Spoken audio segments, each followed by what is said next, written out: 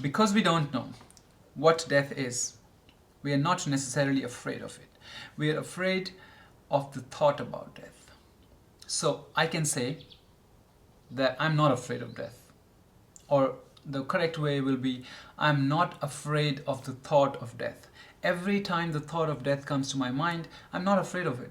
I'm fine with the idea. It can come to me now, it can come to me this evening, it can come to me 80 years later. I don't mind. And that's my mind. You can tell me, Hitesh, if someone comes in front of you with a gun and it's almost sure that they're going to shoot you and kill you, wouldn't you be afraid? I don't know. Maybe I'll be. Maybe I'll cling to my dear life and say, oh my God, I really don't want to die. But how would I know until that moment comes? But I can think about that moment because you suggested that moment to me. And as I think about this moment, I'm fine with that as well. So again, you try to understand this subtle difference. I'm not saying that you are free of something that you have not experienced, that you have no idea how it works, but you have thought about it. And you can bring clarity and peace in your thinking. And because I've thought about it in so many different ways, because I've taken so much interest in it in my life, that now when thoughts about death come to me, I'm not really bothered. Death is not terrible. Terrible is the fact that we don't think about it enough. Terrible is the fact that we are afraid of it, that we don't gather various perspectives available on death so we can understand it, we can make peace with it, we can realize that death and living are not necessarily separate. But all our lives, death is hidden from us, more so in the Western society than in the Eastern society. As long as I've lived in the West, I've noticed that death is hidden from the public eye. People die and they are taken to the cremation ground. Nobody finds out. Nobody sees the dead body. It's nicely wrapped. Even then, nobody sees it because it immediately gets into the car and out of the sight. In the East, still you can notice death all around. It's still visible. People still lament on the streets, in front of their houses, with the whole community. So death is more often of a usual phenomenon. While in the West, it has become an unusual thing. People who are working with, for example, doctors that I know, that are working with patients and see patients dying, are not open to talking about death, neither of their own or of anybody else. Do we think that if we don't talk about it, if we don't talk about the elephant in the room, then somehow the elephant will disappear? What are we assuming? That as we get older, things will by themselves start to make sense? Or that somehow we will escape death? Or it will just come to us while we are sleeping and so we never have to deal with it? I don't know what you are thinking about it.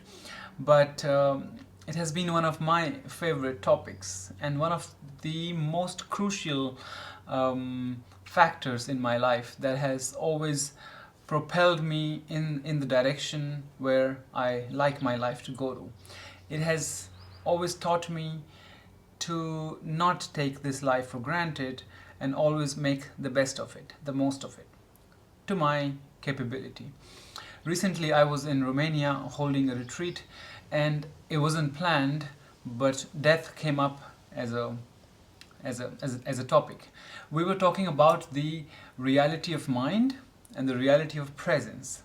While when I was saying the reality of mind, I was saying that we are stuck into thinking about the past, worrying about the past, regretting about the past, what could have been better, what could have been different, and anticipating the future, how it could be, what if that happens, what if this happens. And the present, it becomes just like an hourglass where the sand is moving from the past to future. And it's like a really small chicken's neck. And on the other hand, the reality of presence is when the present starts to feel to the mind, starts to feel that it's expanding. And the past and the future, the thoughts of the past and future, they are not occupying your mind. You are remaining in the here and now. And then I was asking all the participants, how do they carry presence in their lives? How do they understand this idea? And one of the participants said she thinks about death quite often. She has done a lot of research, a lot of thinking about it, and thinking about death, knowing that it is inevitable and it could come anytime, she it inspires her to live the best of her life. And then it became the topic of our talk, and we spent another day, several hours discussing death. And so I'm inspired to talk about death with you guys as well here. I have been thinking about making a video on this topic for a while, and maybe this one can be slightly longer because, as you can see, I'm sitting at home quite relaxed, and I just feel like talking about this. So listen to this talk in several pieces, or when you go for a walk, when you're just chilling on your sofa, put the headphones and listen to this. So let's continue. First of all, there are various perspectives. I don't really mind if you believe in a spiritual perspective or in a much more rational perspective. The end result, the end goal, if that is achieved, then all is well if the end is well.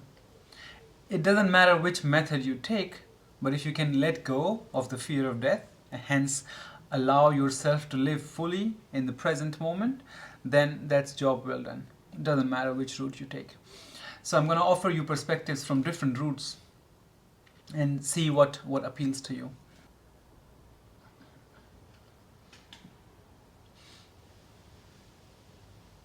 None of us really know what death is. So it is actually a fear of the unknown. We don't know if the soul from the body will be released and will be stuck somewhere in the unknown, roaming around freely, turning into a ghost, into a soul without body. And there are all sort of theories available for it, all sort of religious doctrines available for us to make sense of what happens. But basically it is a fear of unknown.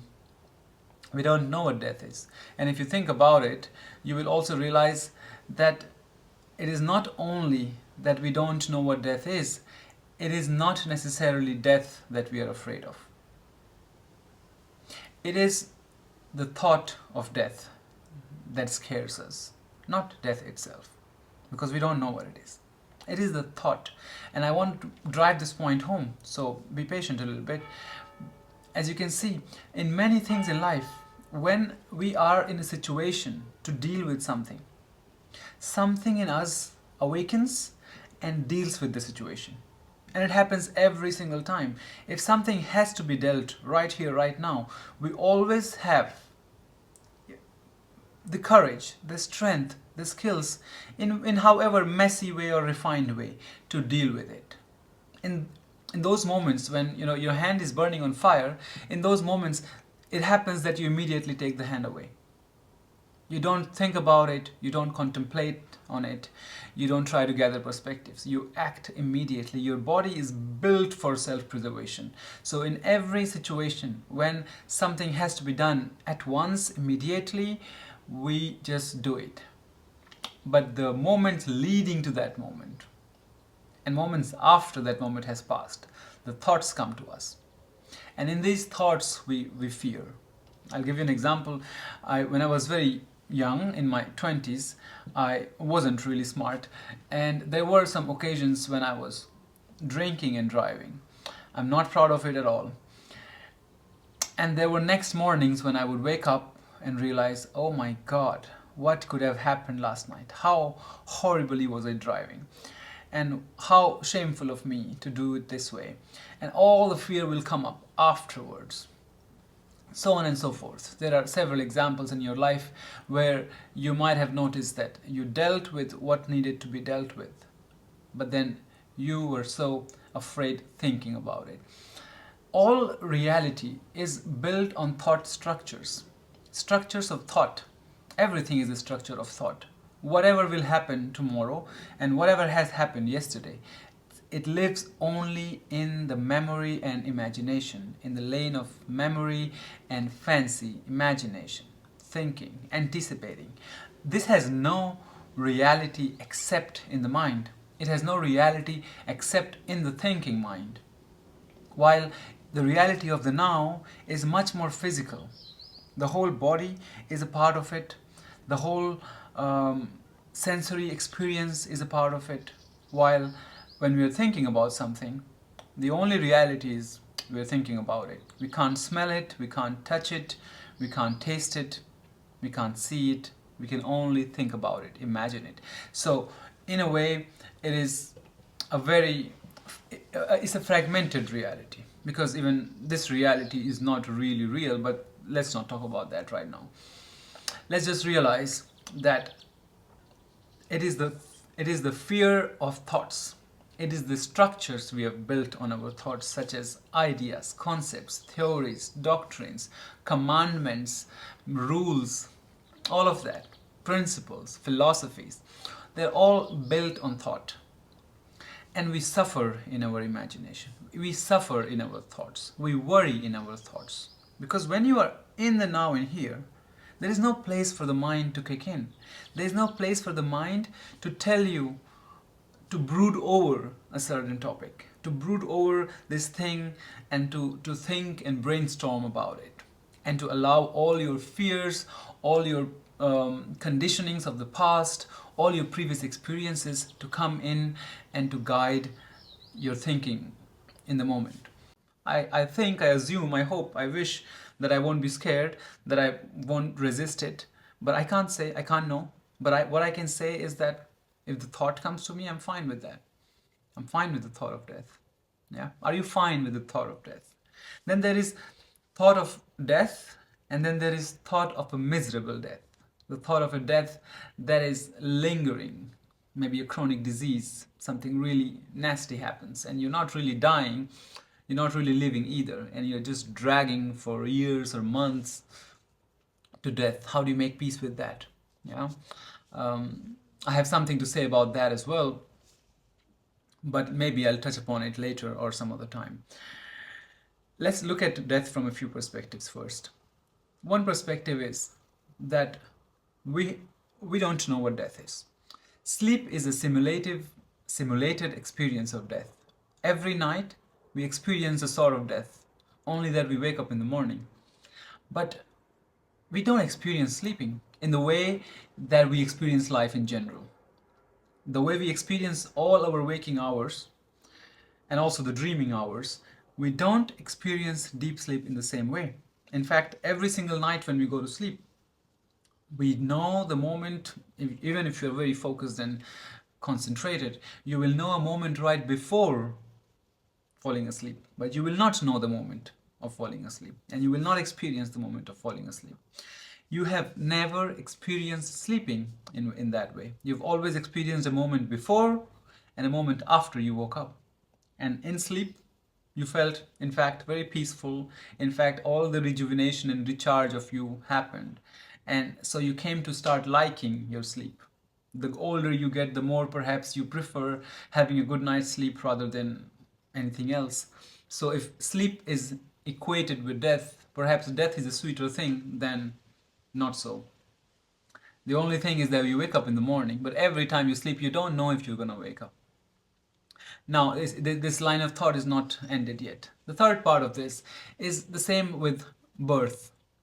You don't remember being born. You don't have any memory of when you were born. Most people don't have it. Very rarely someone might have it. I've never heard of these things. I've never met such a person directly. You don't know when you were born. Not necessarily that when you came out of your mother's womb or when your heart started beating, but what would you classify as the moment that you were born? What will be that moment that you were born? Will it be when your parents conceived you in their minds, or when they conceived you in the act of intercourse, or when your heart was beating, or when you came out and your lungs were working? Which is the moment when you could say, now the baby is born? Now, for the sake of practicality, we have a birth certificate that tells us the date and time of our birth, and we live by that, right? But experientially speaking, look at your own experience. You don't know what would you call a moment of being born. So, no experience of being born, no experience of sleeping, and no experience of death. So what is this? What is this phenomenon that is so taboo and we are so afraid of talking about it? But even with slight inquiry, we find that it might not be a thing The thing that we are afraid of does not exist. And what could it be? Link it with one of the previous videos when I said that you are a limitless awareness. You are never born, you will never die. You just are, you exist, you are existence. And the body appears in existence, the body disappears in existence. Existence remains. And now, if you see yourself as that, then where is death? Death is of the element. Death is of the arrangements. Arrangements were put together, arrangements were taken away through this material form of the body. But where is you who dies? You were never born. You did not experience being born. You don't even know, even with your thinking mind, which moment would you call being born. Then you don't know the sleep experience. You will also not know the death experience. You will be awake and aware a moment before your death. And then death will happen just like sleep, and you will not notice it. You will not realize it. So you're not really afraid of death again. You're afraid of a moment before death. You might be afraid of all your thought structures falling apart. You might be very afraid of all the imaginations about death. You might be afraid of all the attachments, all the things that you have accumulated in this worldly life, the things of the matter that is also not really there. There's no matter here. This feeling of touching this glass is just a sensation. If you've never opened your eyes, you've never seen it, it's just a sensation. You don't know what you're touching. What you call hard or soft is just a sensation. It's just a thought understanding of what hard could mean, soft could mean, pliable could mean, but it's a sensation. What is it that I'm sensing that I can't tell? It looks like a glass and a door and a tree or whatever, but what is it really behind it? We don't know what we are sensing, but we are sensing it. If there was another sense in me or 10 more senses in me, reality would correspond to those senses and I will be able to see reality in that way.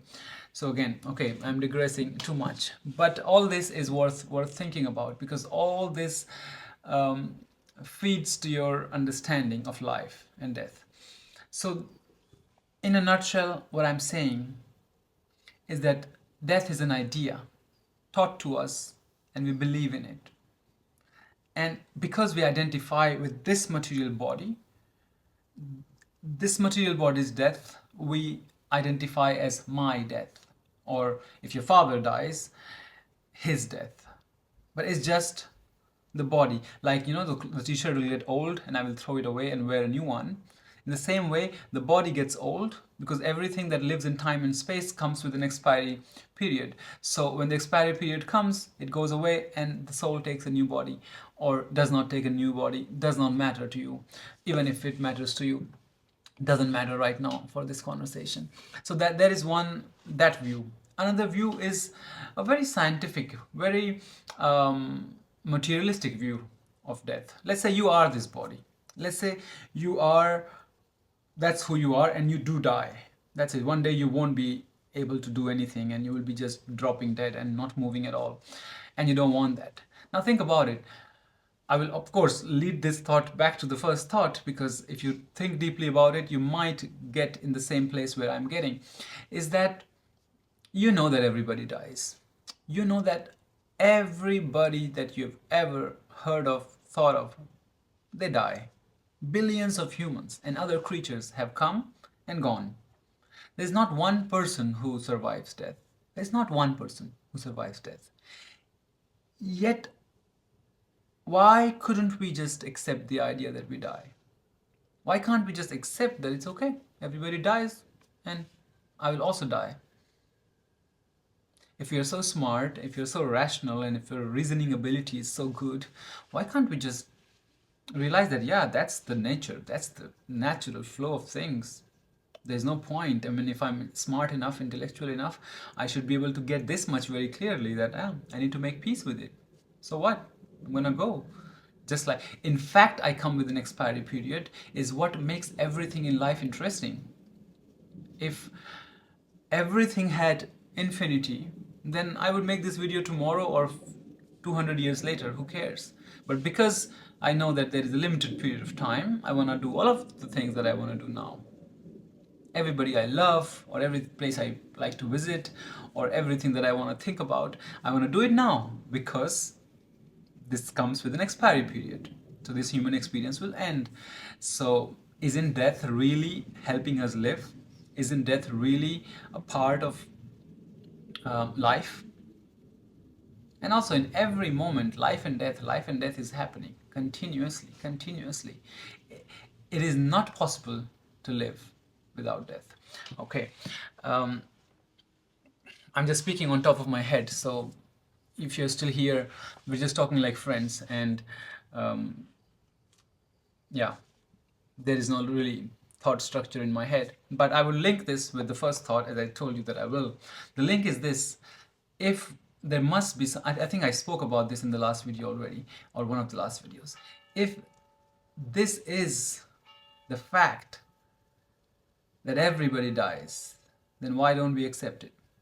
And the reason that we don't accept it is because we intuitively know that there is no death, that we're not gonna die. And that's why we don't accept it. So whichever way you try to catch your ear, you will realize that it is perhaps a lack of courage to really look at death and try to understand what it is making us flee from it and be afraid of it, not necessarily death in itself. Death in itself can be invigorating. It can be a means to live life fully. In fact, I say it again and again, is that when you let go of the fear of dying, when you let go of the fear of death, not only of your death but of anybody's death, when you can understand enough, deeply enough, be free enough to let it happen, is when you truly start living, because then life becomes a playground of expression. You're just expressing yourself here. And lastly, so as not to make this video too long, and you can give me feedback, you can touch upon the topics that I couldn't touch upon already, because it is becoming one of my longest videos already. Lastly, I would only say that it is also a Buddhist practice where you are keeping death in front of you all the time. You are contemplating on impermanence of all things. Everything is coming and going and changing and vibrating. Nothing stays the same forever. And death will come. You keep this in your mind all the time. That's a way of living according to Buddhism. There's a mention of this in many books, but one of this is the Tibetan Book of Living and Dying. The author is Sogyal Rinpoche. So you can see, if there is something that makes you uncomfortable, the only way to make peace with it is to look at it. There is anything that you do, instead of looking at this thing, you do anything else. You go to ayahuasca ceremonies, you go to backpack throughout the world, and whatever. I strongly think it's all a form of escape. What you need to do is to come back, look at it, and don't worry about it. Even if you don't look at it and do anything else, the life will always bring this in front of you wherever you go. Wherever you go, it will say, no, no, no, look at this. Deal with this first. Deal with this first. So, yeah, these are my random thoughts on death today. And let's see where this conversation takes us. Take good care of yourselves and don't be afraid of death. Think about it. And don't be afraid of anything else. Look fear into the eye and chase it. You will have a fun ride with it. I promise you. Take good care of yourselves.